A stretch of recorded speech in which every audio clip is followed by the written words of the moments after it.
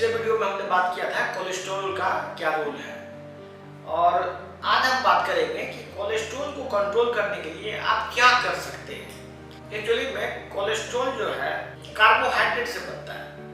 अभी तक आप लोग ये जानते होंगे कि कोलेस्ट्रॉल जो है फैट से बनता है, फैट ज़्यादा हो जाता है तो कोलेस्ट्रॉल बनता है। ये सब झूठ बात है। एक्चुअली में सेल के अंदर जब ये ग्लूकोज जाता है और इंसुलिन का रोल है इसमें, जिन लोगों के पास इंसुलिन का लेवल ज़्यादा है उसके सेल के अंदर ज़्यादा से ज़्यादा ग्लूकोज जाता है और ग्लूकोज फैट में कन्वर्ट होता है और उस फैट से फिर कोलेस्ट्रॉल बनता है। ऐसा नहीं है कि बॉडी में यदि आपको आदमी फैट ज़्यादा खा रहा है तो उसको ज़्यादा कोलेस्ट्रॉल हो। कोलेस्ट्रॉल बनने का सीधा मतलब बॉडी में इंसुलिन लेवल का बढ़ना है। अभी तक देखिए जितने भी आपको डॉक्टर्स मिलेंगे आपको यही कहते होंगे कि इंसुलिन का कमी हो गया, इंसुलिन बहुत अच्छा हार्मोन है, लेकिन इंसुलिन एक बहुत ही घटिया टाइप का हार्मोन है। इंसुलिन बॉडी के में तभी जरूरत है जब आपका बॉडी में फैट स्टोरेज का जरूरत हो। जैसे बहुत दुबला पतला आदमी है उसको इंसुलिन का जरूरत है, लेकिन अभी क्या हो गया है कि लोगों में इतना ज़्यादा इंसुलिन बन गया है क्योंकि वो जो भोजन करते हैं बहुत ज़्यादा कार्बोहाइड्रेट खाते हैं।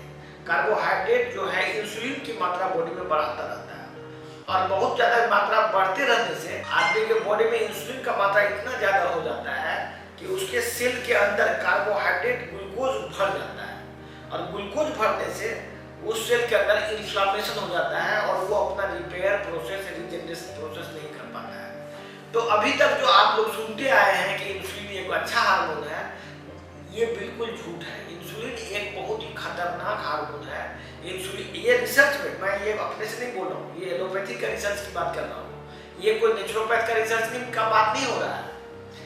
ये जितना भी बीमारी देखते हैं, किडनी फेलियर, कैंसर, डायबिटीज, फिर ऑटोइम्यून डिजीज, इन सभी में यदि कोई सबसे ज्यादा इन्वॉल्व है तो वो है इंसुलिन। इंसुलिन की मात्रा बढ़ने से बॉडी में सेल के अंदर ग्लूकोज की मात्रा बढ़ती है और ग्लूकोज की मात्रा बढ़ने से सेल का रिजेनरेशन प्रोसेस बंद हो जाता है और वही ग्लूकोज किडनी फेलियर भी कराता है, वही ग्लूकोज कैंसर कराता है, वही ग्लूकोज कोलेस्ट्रॉल बढ़ाता है, वही ग्लूकोज हार्ट में ब्लॉकेज करता है।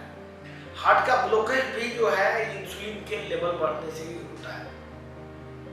बहुत सारे लोग ये बात आम लोगों के लिए बहुत जरूरी है जानना। अच्छा, प्लस जितने भी डायबिटिक मरीज हैं वो अपने बॉडी में इंसुलिन की मात्रा बढ़ाने के लिए दवा खा रहे हैं। बहुत सारे लोग इंसुलिन की मात्रा बढ़ाने का दवा खा रहे हैं, डिमेट्राइड, मेटफॉर्मिन, कुछ आदमी डायरेक्ट इंसुलिन ले रहे हैं।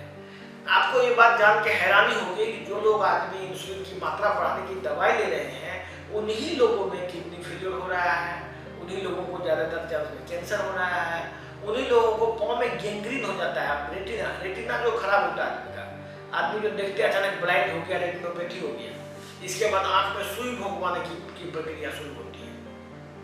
वो रेटिनोपैथी भी का भी मुख्य कारण इंसुलिन है। इसका जस्ट अपोजिट बात डॉक्टर लोगों को प्रचार कर करके समझा रहे हैं कि इंसुलिन की मात्रा बढ़ाओ, इंसुलिन की मात्रा बढ़ाओ, और ये बहुत गंभीर स्थिति है ये। यदि आप इंसुलिन ये लेवल कम करना चाहते हैं, कोलेस्ट्रॉल का लेवल, तो आपको फैटी डाइट खाना चाहिए। फैट जैसे घी हुआ, एनिमल फैट हुआ, ये सब की मात्रा बढ़ाते हैं और कार्बोहाइड्रेट की मात्रा एकदम कम कर देते हैं, तो आपका ज़्यादातर बीमारी वापस से ठीक हो सकता है।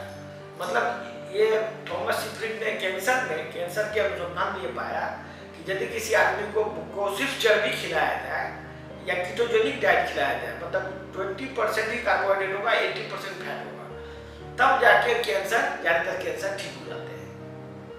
उन्होंने इस बात को साबित किया। तो एकमात्र उपाय है आपका कीटोजेनिक डाइट।